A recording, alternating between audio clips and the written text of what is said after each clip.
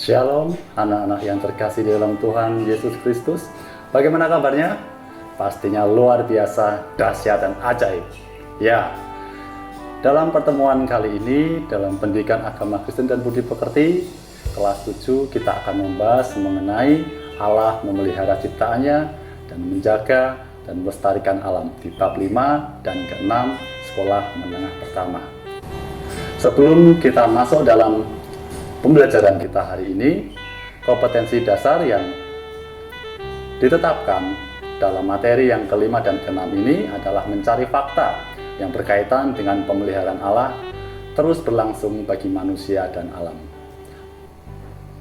Allah menciptakan langit dan bumi serta isinya. Mari kita masuk, kita mundur waktu kita di masa penciptaan. Allah menciptakan apa saja? Di hari pertama, anak-anak masih ingat? Allah menciptakan apa hari pertama? Ya, hari pertama Allah menciptakan terang. Allah memisahkan terang dan gelap. Kemudian hari kedua Allah menciptakan apa? Ya, Allah menciptakan cakrawala, langit yang biru yang sampai saat ini masih kita bisa lihat. Kemudian Allah menciptakan di hari yang ketiga. Allah menciptakan apa? Ya, Allah menciptakan daratan, lautan serta tumbuh-tumbuhan. Kemudian hari keempat, Allah menciptakan benda penerang di langit, matahari, bulan, bintang, dan semua yang mengisi di luar angkasa. Kemudian hari kelima, Allah menciptakan apa, anak-anak? Ya, Allah menciptakan burung di udara, segala macam burung, dan juga segala hewan yang berkeriapan di air. Dan yang terakhir, di hari ke-6, Allah menciptakan manusia. Ya. Bukti pemeliharaan Allah terhadap seluruh ciptaannya. Mau bukti apa? Ayo. Ya, yang pertama, di masa penciptaan, Allah menempatkan manusia di Taman Eden dan menyediakan segala sesuatunya bagi mereka. Kita bisa lihat di dalam kisah Kejadian, waktu Allah menempatkan manusia pertama di sana. Tuhan sudah menyediakan segala sesuatunya untuk dikelola, untuk dinikmati.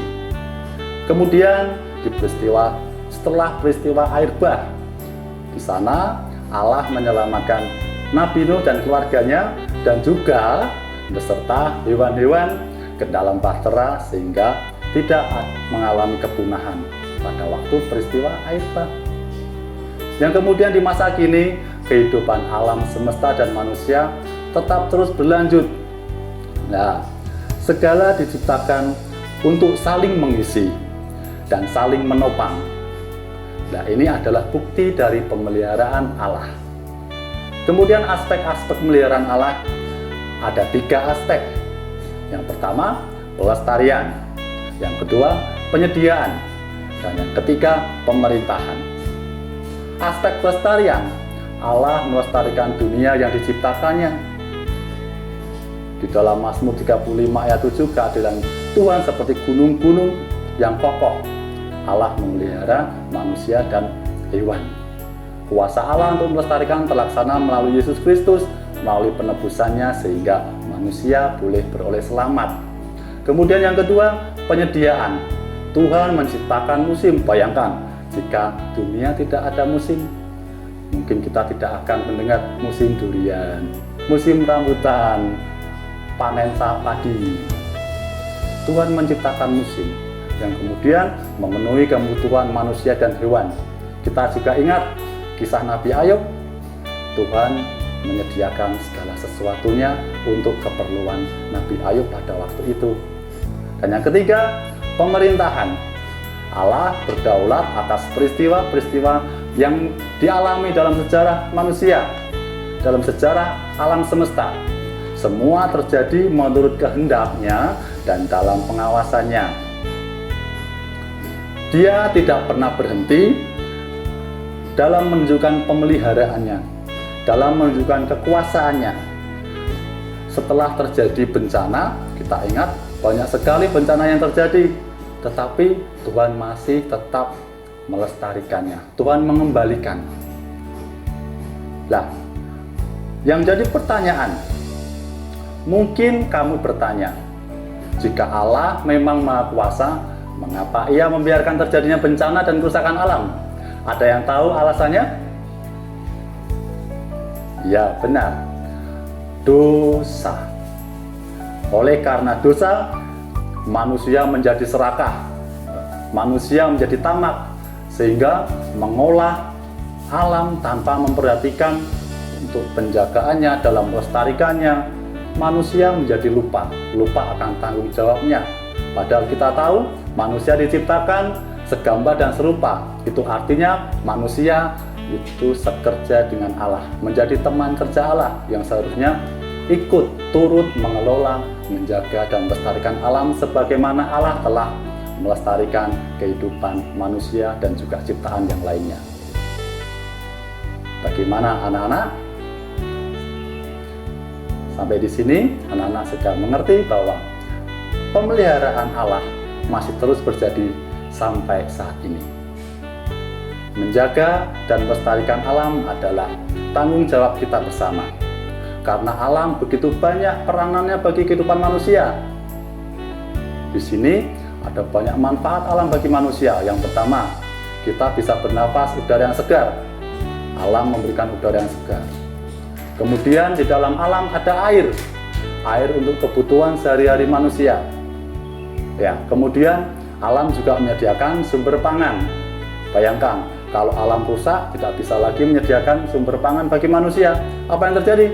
Pastinya kelaparan dan juga kepunahan dari umat manusia. Ya, kemudian Tuhan juga menyediakan sumber bahan bangunan melalui alam, kayu, kemudian bahan-bahan yang diolah menjadi bahan bangunan, pasir, semen dan sebagainya. Itu semua disediakan melalui alam. Kemudian sumber energi, kalian bisa naik motor, kalian bisa naik bis, kalian bisa naik pesawat. Itu semua membutuhkan energi dan alam sudah menyediakan. Kemudian bahan-bahan perabotan rumah tangga, ya, misalnya lemari. Kalian bisa menyimpan lemari, menyimpan apa saja dalam lemari. Itu semua juga disediakan dari alam. Bahannya dari alam yang sudah disediakan oleh Tuhan. Kemudian kalian waktu sekolah pastinya juga butuh alat tulis. Semuanya disediakan oleh alam. Oleh karena itu kita wajib untuk melestarikannya. Ya. Tetapi pada kenyataannya manusia sering lalai dan cenderung untuk merusak alam. Oleh karena ketamakan dari manusia, dia lupa tanggung jawabnya. Kita ingat di peristiwa penciptaan pertama, penciptaan manusia pertama, Adam dan Hawa ditempatkan di tengah Taman Eden dengan segala hewan dan tumbuhan. Kemudian juga ada 4 cabang aliran air sungai. Masih ingat apa saja sungainya? Ya, yang pertama Sungai Pison, kemudian Gibon, Tigris dan Efrat. Semua sungai itu dimaksudkan untuk memenuhi kebutuhan manusia pada zaman penciptaan manusia pertama. Bahkan kita masih sampai sekarang masih melihat sungai itu bagaimana sumber air, kemudian sumber alam yang sudah disediakan oleh alam untuk kebutuhan manusia yang sudah kita lihat tadi, peranan alam untuk kehidupan manusia. Nah, 2 alasan mengapa alam harus dikelola dan dipelihara manusia dengan baik. Yang pertama, Tuhan Allah telah memerintahkan manusia untuk menguasai dan mengusahakan alam tersebut. Ingat, menguasai bukan berarti semena-mena. Menguasai dan mengusahakan itu artinya mengelola dengan baik. Tidak membuang limbah, kemudian tidak melakukan pembaruan, misalnya penebangan pohon harus diikuti dengan penanaman kembali. Yang kedua, manusia tidak dapat melepaskan diri dari ketergantungannya terhadap alam. Ya, seperti tadi, peranan alam sangat luar biasa banyak sekali bagi kehidupan manusia. Sehingga kehidupan manusia tidak lepas dari alam. Dua alasan ini mengapa kita sebagai manusia harus memelihara, menjaga, dan mengelola alam dengan baik. Ada banyak upaya yang harus kita lakukan. Bagaimana cara kita memelihara dan mengelola lingkungan sekitar? Ya, pertama, hemat energi. Bayangkan jika energi yang kita pakai untuk kendaraan habis. Kita tahu energi berasal dari sumber daya alam yang tidak dapat diperbarui. Perlu jutaan tahun untuk bisa kembali menikmati minyak bumi lagi untuk diolah menjadi energi. Kemudian batu bara itu juga perlu waktu yang sangat lama sehingga kita boleh dapat menikmati kembali energi dari minyak bumi, dari sumber pertambangan yang memang khusus untuk energi.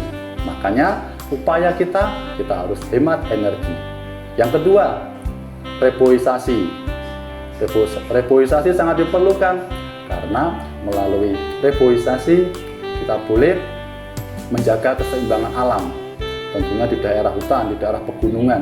Jika hutan gundul dalam kondisi yang rusak karena pertambangan, karena aktivitas manusia yang tidak bertanggung jawab, akan banyak terjadi bencana, ya, tanah longsor, kemudian pergerakan tanah, karena tidak ada pohon-pohon besar yang menahan aliran air. Yang kemudian upaya yang dapat dilakukan oleh manusia, perluasan hutan lindung. Kita tahu hutan lindung itu menyimpan banyak sekali ekosistem alam yang dibutuhkan oleh manusia. Hewan beraneka ragam hewan, beraneka ragam tumbuhan, kemudian di dalamnya juga bermanfaat untuk menahan air dan sebagainya. Usaha berikutnya yaitu mengurangi pemakaian benda yang tidak dapat hancur, misalnya plastik, kemudian benda-benda yang tidak dapat larut atau hancur oleh tanah, yang tidak dapat diurai oleh mikrob, ya, hewan-hewan kecil yang memang bertugas untuk mengurai sampah, mengurangi sampah plastik contohnya. Kemudian mengurangi penggunaan pestisida. Dan kenapa? Karena pestisida dapat merusak kesuburan tanah. Padahal kita tahu tanah adalah sumber dari kehidupan tanaman, pohon-pohon yang sebenarnya semuanya itu memiliki peranan penting bagi kehidupan manusia. Ya, kemudian prinsip 3R. Apa itu 3R? Reduce, reuse, dan recycle. Mengurangi penggunaan bahan-bahan yang berbahaya, bahan-bahan yang tidak dapat hancur oleh tanah. Kemudian reuse, menggunakan kembali bahan-bahan yang masih bisa dipakai, yang masih bisa digunakan, yang masih bisa dimanfaatkan kembali. Kemudian mendaur ulang bahan-bahan yang masih bisa dipakai lagi, dijadikan bahan alat lain yang memang masih bisa berguna.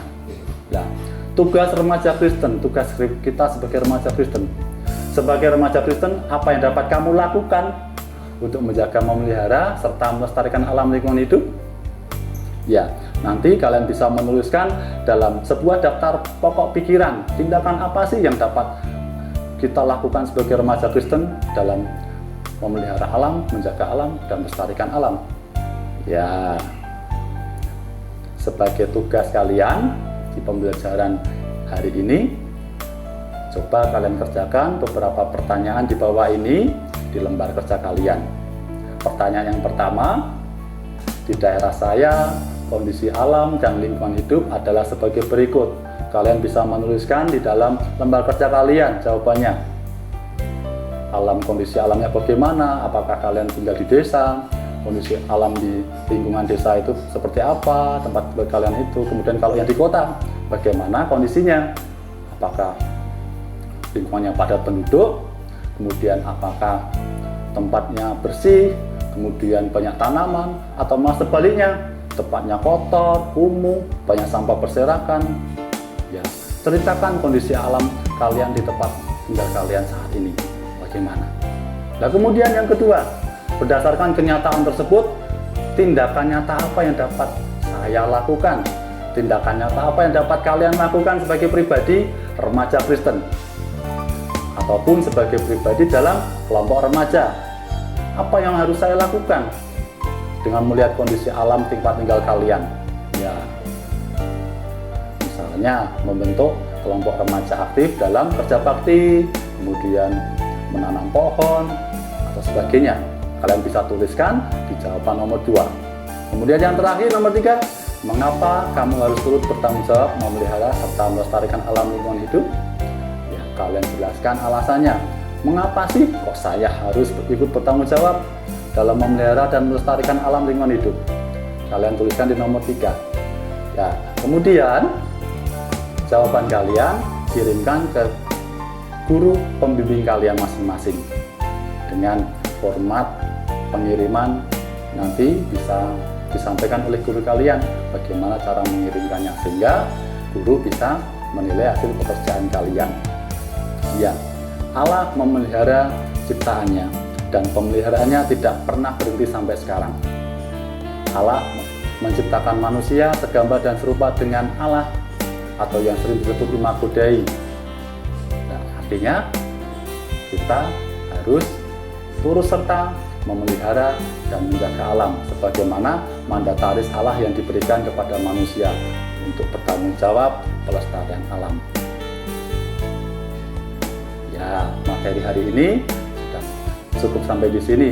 Sebelum kita tutup di pembelajaran hari ini, kita akan menyanyikan satu buah pujian sebagai bentuk ucapan syukur kita atas pemeliharaan alam, pemeliharaan Allah di dalam manusia dan juga alam sekitar dan ciptaan Tuhan yang lain. Mari kita pujikan satu lagu pujian, betapa kita tidak bersyukur.